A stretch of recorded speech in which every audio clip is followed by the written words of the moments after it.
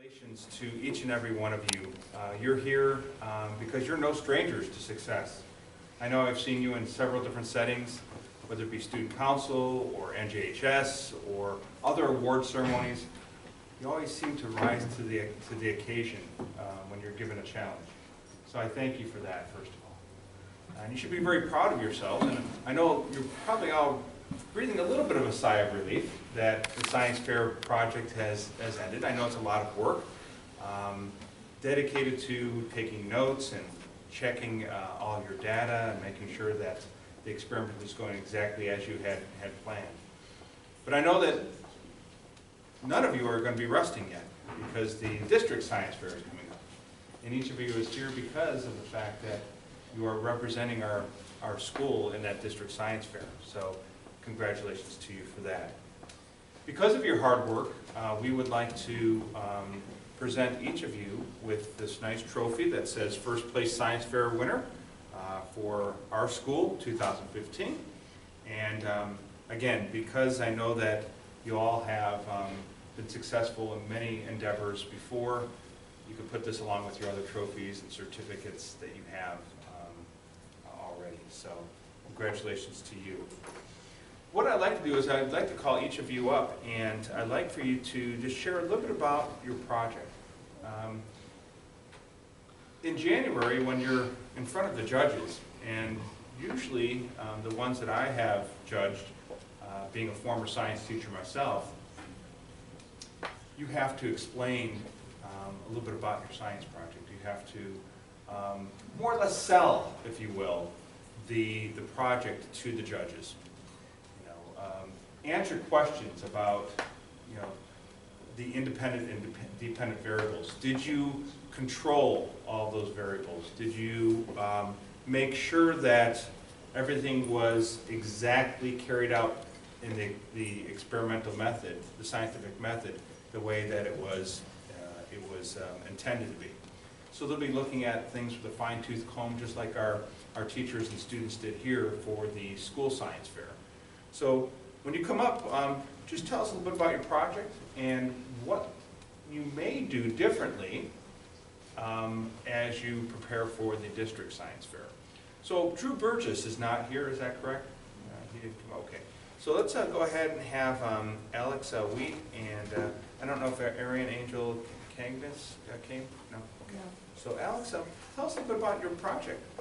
Well, I did a saltwater battery and I put in more or less salt to see if the electrical output was more or less. And the less salt there was, the more the electrical output was. So that's what we found. Is there anything that you're going to do differently then as you're tweaking it, if you will, for the district fair? We would allocate a little more time for doing it. We had to rush on some of the trials because we had to learn how to use the voltmeter, measure all that. It took a while, so. Very, very proud of you. Congratulations. Thank you. And a round of applause. How about Nathan Karbala, Marcelo Carioni, and Nick Pasquini? Now, being that this is a team approach, who is the spokesperson? Are you the spokesperson? Okay. And how is it that you got that job, spokesperson? I guess I just kind of want to go out and talk about my project. Okay. So tell us about that project. So our project is an obstacle avoiding robot, and so we set up a motor and all whatnot on the robot, and then we put on different devices and motion sensors to avoid the obstacles, and we see which one is the best. Yeah, we had an accelerometer on there. It's basically on the robot. It's an obstacle, it turns around, finds a different direction, and we also programmed these whiskers out of the robot, so when the whiskers hit it, it hits the motor. Sensor. Yeah. And then also we installed a line follower, so when you draw a line and follow it, and the line follower had the best results. So in the fastest time to get the obstacle. Anything else that you want to add? That was it? We couldn't get the accelerometer to actually work. Okay. It was too sensitive. Is that something you're still working on? Then? So we're gonna see if we can make it less sensitive and make it. Here's a question I have for that. What practical uses does your experimentation help with?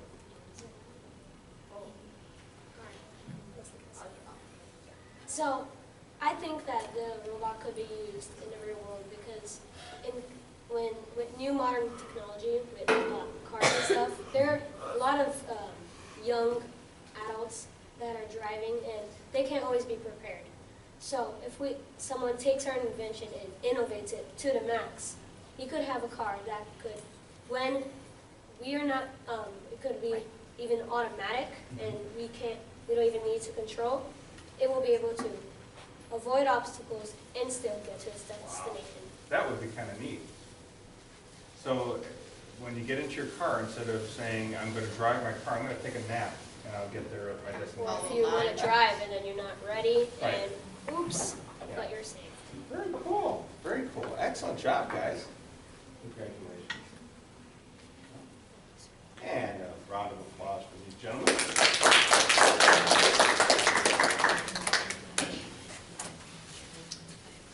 Our next winner going to the science fair is Eddie Chang.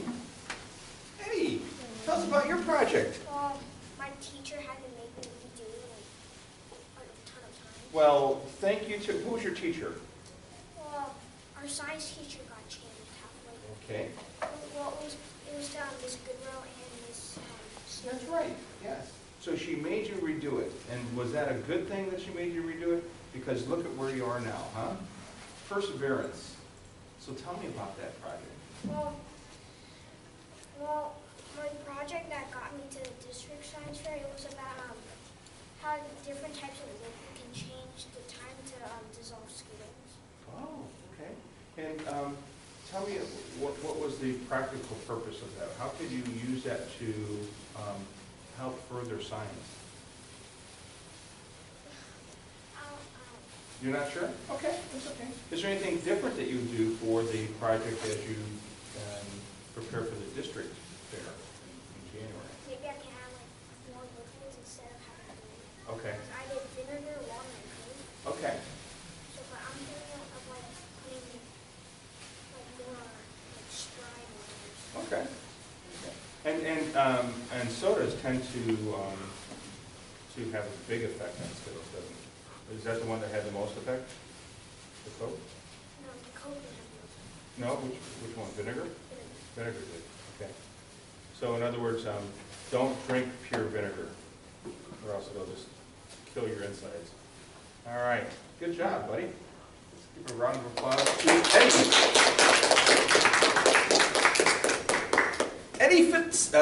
Eddie. Molly Fitzsimmons and Kathy Lou. So tell us about your project.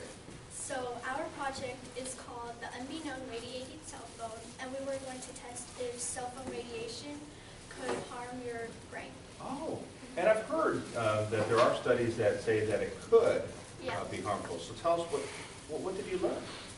Well, we learned that it changed the temperature of the brain by like 1 degree or like 2, so it's only like a slight.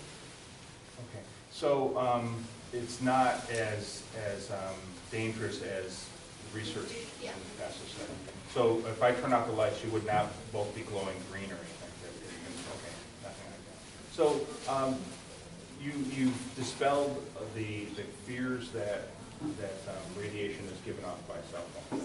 And that's a practical application for those who use cell phones. How many of you have a cell phone? See?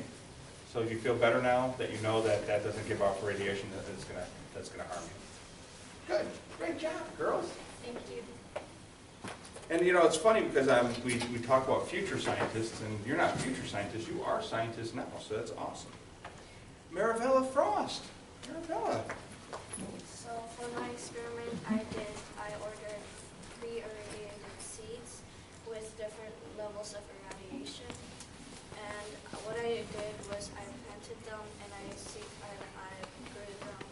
And then I observed which one grew tallest. But first before that, I also did an experiment to see the germination time, how long it would take to germinate. So, yeah, and my results were like the highest level of irradiation. It affected it a lot. The plant wasn't growing at all. Really? It released this foul odor. Oh my. And it was turning green. So What kind of seeds were these? these were radish seeds. Radish, okay. Yes. And one thing that I would change is the type of seed, because I don't think radish seeds were appropriate for height measurement. Okay. And so I wish I could use like a bean or something. Because they grow much taller, is that what it is? Yeah. And this just proves like radiation can be harmful to our environment and to all the organisms Exactly. on Earth. So we hear a lot about the sun's energy. Of course, that's important, but with the greenhouse effect, that is creating more of a detriment to our crops because of the sun rays. Is that right? Well, I'm not talking about this sunlight Okay. radiation. I'm talking about microwaves. Gotcha. Okay. It's very common. And plus, I saw on a website that when a study shows that microwaving a plant with not microwaving water and then using it on a plant, it will harm the plant and will make it wilt. So it's yeah. That's scary though, because how many of you ever heat up water in a microwave and then use it for like hot chocolate, or some of you may do that. So if it has that effect on a plant, I wonder what kind of effect it has on animals as well. So, very good, excellent job, man.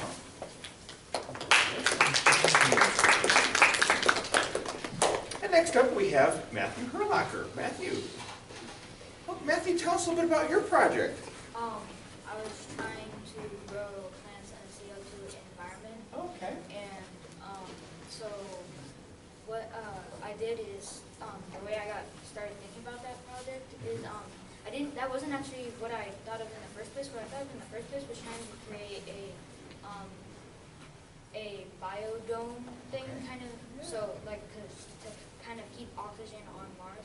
But kind of brainstormed and got a new idea that we could eat plants on Mars. But so what I wanted to do is figure out how I could. So I grew plants in a CO2 environment, and I grew impatiens because they would grow because I did height and mass. And Are they edible? no, impatiens are like a garden. Oh, okay. Yeah, I wasn't sure if you could eat them. So so what I did is I had 6 plants in a CO2 environment, which was pretty much a pot with yeast, sugar, and water in the bottom. And what that did, and a sealed Coke bottle. And what that did is that allowed me to create CO2 in there. And the other 6 were just sitting on my back porch. So. And those are your control plants then? So what I did is I waited for about 11 days, and when I cracked them open, the control group had grown very high, and the experimental group had wilted. They were brown. When you open them, you could project the smell out of the house for quite a while. Yeah, And they had gained a lot of mass, and they were very damp, and they were brownish green, and they were very wet. And if I had to change anything, what I would do is I would seal the bottom of the plants in the experimental room, because I have a feeling they soaked up a lot of that water, which made them so I'm not sure my results were accurate. We're accurate, okay. But that's still good. Notice that that sometimes your results don't always come out with the desired effect that you think it will, but you still learn from it. And it sounds like you're going to tweak that to make it even better. So that's excellent. And did you ever hear about Life on Mars? They're looking for volunteers to go to Mars. What's the one thing that you have to agree to when you go to Mars? That you can't come back. You can't come back. Isn't that sad? So they're having a hard time finding people that don't want to come back. But yeah, once you go, That's it. I'll go. You'll go? No, I'll go. I don't want you to I'll go. go. Congratulations. I'll go. Let's give a round of applause. I'll be like Matt, 100 years old. I can get on that whole subject. Yes. There's this girl in her class, her name is Lou. She's like, she knows about the life on Mars, and she's like, she already signed up. Did she really? Yeah. Yeah, that's the hardest thing. I mean, if you have family and so forth, going to a place knowing that you never come back. Although, I don't even think you could really communicate very well. So I don't know if like Skype and FaceTime and stuff like that would be something you could even do. Our next scientists are Madison Marsh and Abby McDonald.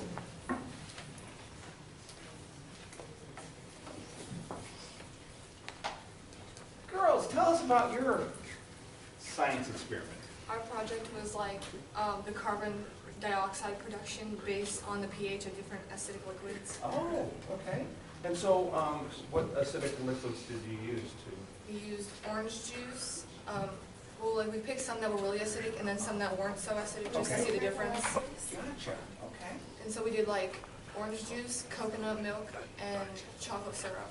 Very good. And so, what did you find in that experiment? What was the outcome?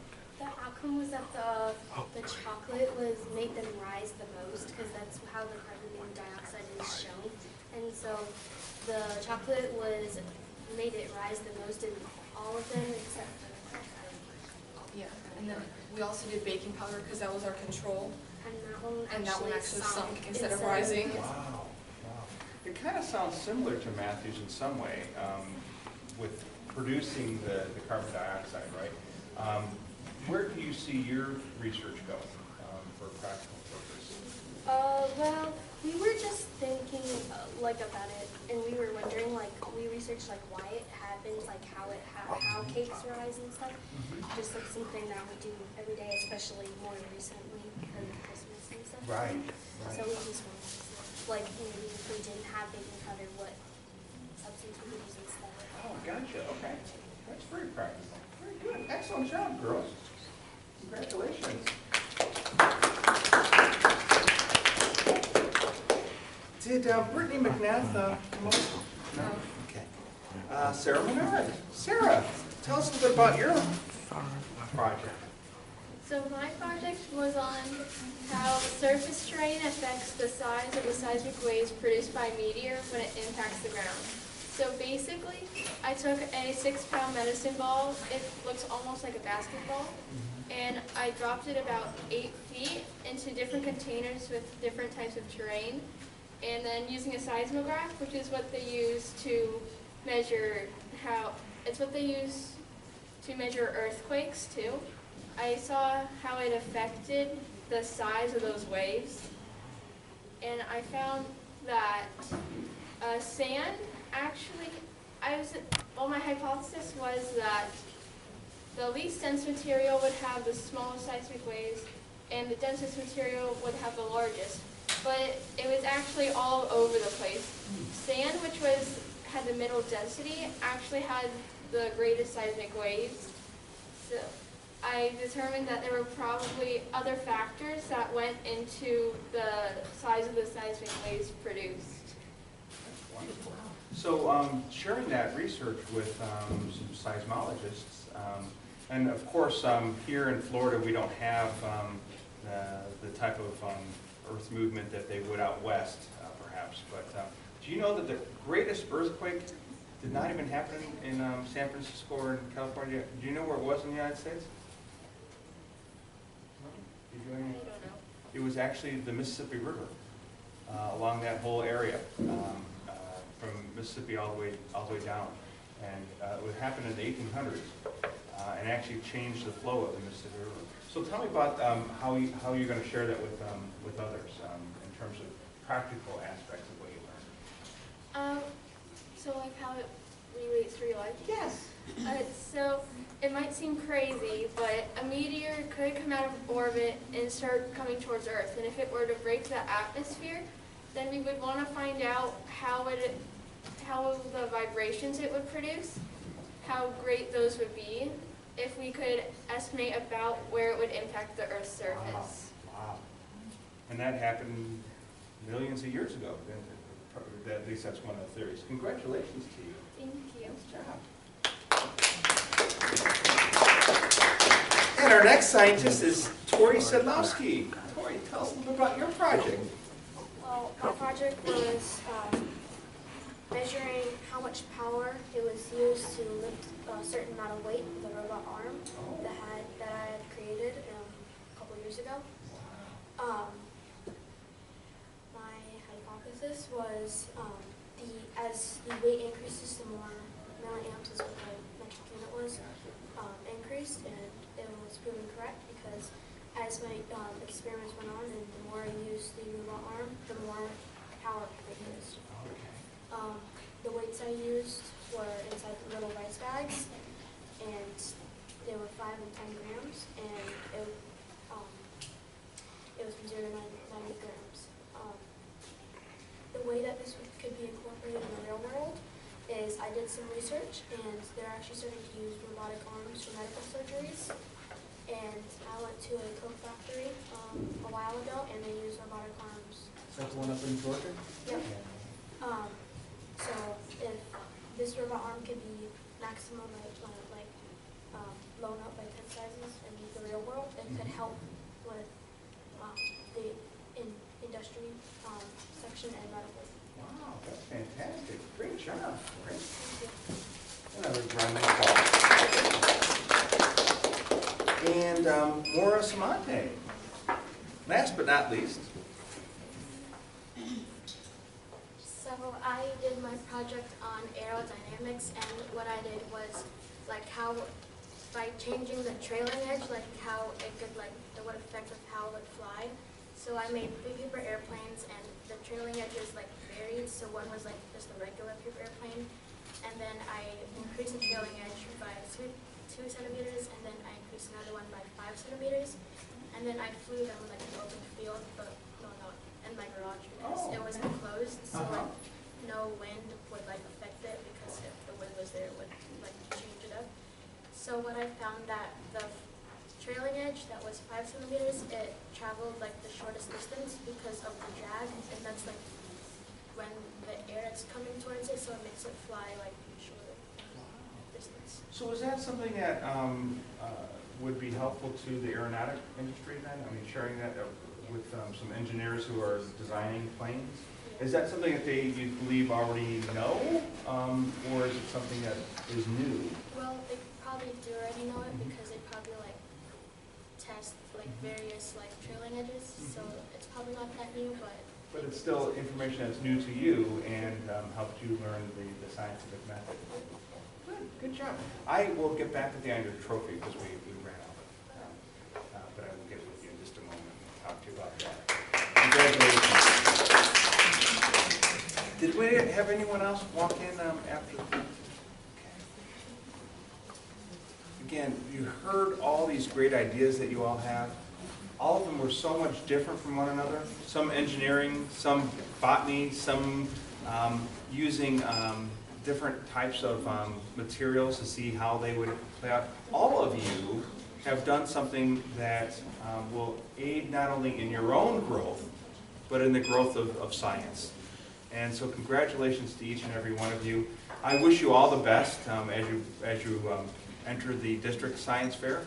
Because your projects were so well done, you have been chosen to go on to the district fair next month. So congratulations to each and every one of you. I wish you all the best. And I'm looking forward to hearing about how things play out at the district. And I think some of you, from the sounds of it, will be going on to the state fair as well. So congratulations. Nice job.